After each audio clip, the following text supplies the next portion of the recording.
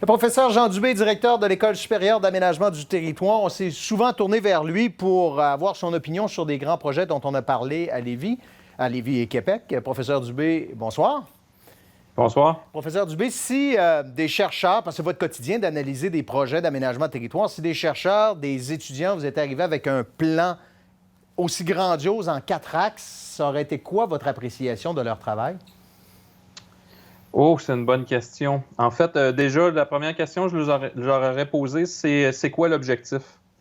Donc, si l'objectif, c'est de réduire le trafic, puis on me propose d'ajouter des voies autoroutières, ben ça aurait parti plutôt mal, parce que si on sait quelque chose dans la littérature, c'est que l'ajout des voies autoroutières ne règle surtout pas la congestion. Habituellement, ils ont même l'effet inverse, c'est-à-dire l'effet d'en créer. Donc, de ce côté-là, j'aurais eu un gros doute.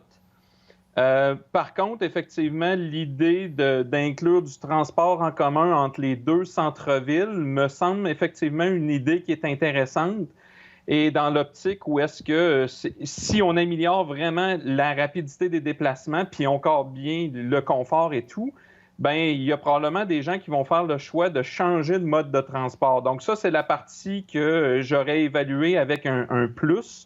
Mais évidemment, avec l'ajout des voies autoroutières, le plus aurait été un petit peu compensé par les moins.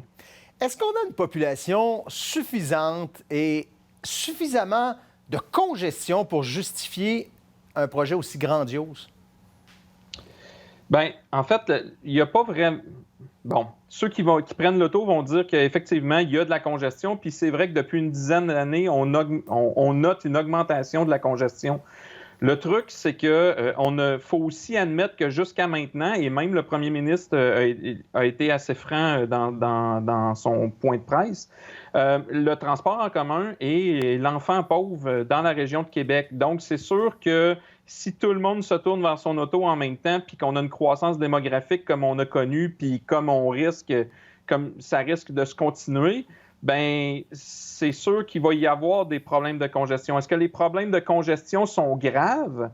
En fait, pour avoir mis la main sur une étude, on disait par exemple que juste diminuer, si on prenait tout ce que ça coûte et retirer les coûts liés à la congestion routière, puis qu'on pouvait dire, OK, parfait, on transfère ça en économie, puis on va construire un troisième lien ou un pont ou un tunnel ou quoi que ce soit, bien, en fait, ce ne serait même pas suffisant. Donc, les coûts de la congestion sont inférieurs aux coûts qui sont proposés pour construire un troisième lien. Dernière question. Si tout ça arrive, puis là, on a 4 méga chantiers en même temps, c'est 10 ans de travaux. Quand on fait de l'aménagement, j'imagine que c'est un gros casse-tête. C'est effectivement un gros casse-tête, mais il faut aussi se dire qu'on fait pas d'omelette sans casser deux. Donc, si on veut essayer d'améliorer la perspective puis de changer effectivement la qualité de vie en milieu urbain, bien, il y a des projets qui parfois vont demander très peu de modifications.